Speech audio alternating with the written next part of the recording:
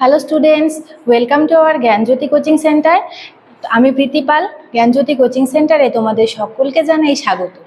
তো আমি আজকে তোমাদের একটা বিষয় নিয়ে আলোচনা করব, সেটা হচ্ছে ফার্স্ট সেমিস্টারের ইউনিট 1-এর মধ্যে তোমাদের যে বিষয়টা রয়েছে সেটা হচ্ছে meaning, nature and scope of education.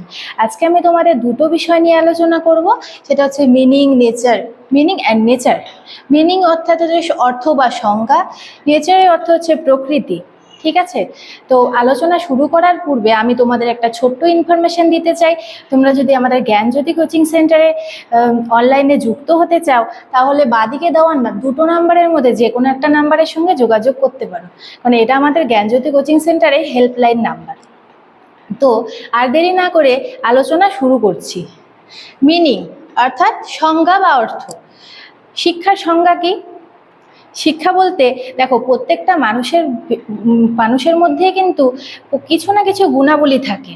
হ্যাঁ, তো সেই মানুষের অভ্যন্তরীণ গুণাবলীগুলি সম্পূর্ণ বিকাশ ঘটাতে কিন্তু একমাত্র শিক্ষাই পারে, বা শিক্ষাই সম্পূর্ণ বিকাশ ঘটাতে সাহায্য করে। ঠিক আছে, এরপরে সমাজের একজন উৎপাদনশীল ব্যক্তি হিসাবে বা সদস্য হিসেবে প্রতিষ্ঠার জন্য যে সকল গুণাবলী আমাদের প্রয়োজন হয়, সেই সকল গুণাবলীগুলি অর্জনে সহায়তা করে শিক্ষা। তো বিভিন্ন শিক্ষাবিদগণ শিক্ষা সংজ্ঞা দিয়ে গেছেন। সেই শিক্ষার সংজ্ঞার মধ্যে কয়েকটি সংজ্ঞা আমি এখন আলোচনা করব। তো বিখ্যাত শিক্ষাবিদ অ্যারিস্টটলের মতে শিক্ষা হলো শিক্ষার্থীর দেহ ও মনের সর্বাঙ্গীন বিকাশ সাধন এবং তার মাধ্যমে জীবনের সত্য উপলব্ধিকরণ।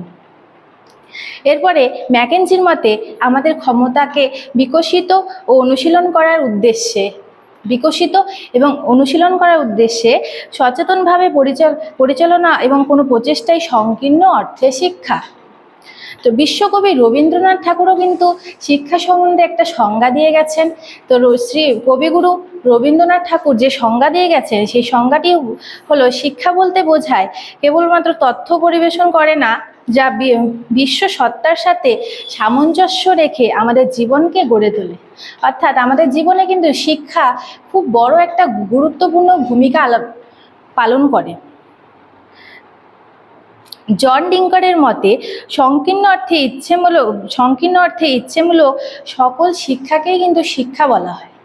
তো আমরা কিন্তু অ্যাকচুয়ালি বলতে পারি যে আমাদের মধ্যে যেসব গুণাবলী, বা আমি প্রথমেই বললাম যে প্রত্যেকটা মানুষের মধ্যে যেসব গুণাবলী থাকে, সেই সব গুণাবলীর বিকাশ যে ঘটায়, সেটাই হচ্ছে কিন্তু শিক্ষা। এরপরে আমরা আলোচনা করব প্রকৃতি। শিক্ষার কিন্তু অনেকগুলো প্রকৃতি রয়েছে, সেই প্রকৃতির অনেকগুলো প্রক্রিয়া রয়েছে। যেমন প্রথমেই শিক্ষা হচ্ছে জীবনব্যাপী প্রক্রিয়া। জীবনব্যাপী প্রক্রিয়া কি?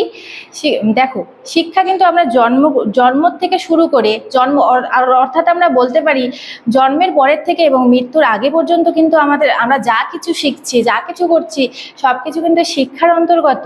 তাই শিক্ষাকে আমরা জীবনব্যাপী শিক্ষা বলতে পারি।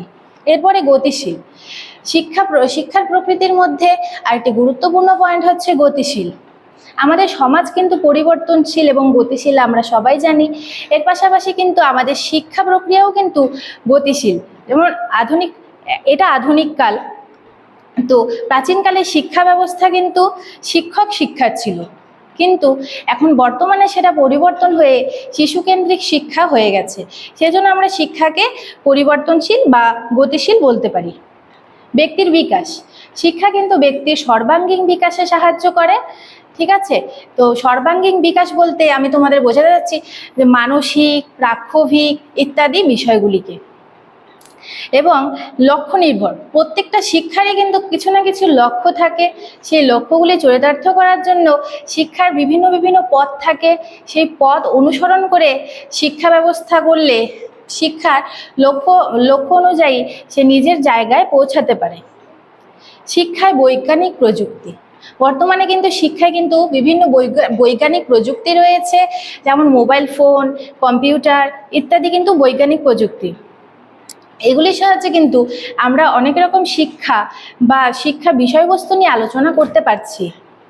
এরপরে রয়েছে সামাজিক পরিবর্তনের হাতিয়ার। দেখো, শিক্ষাকে সামাজিক পরিবর্তনের হাতিয়ার কেন বলা হয়েছে?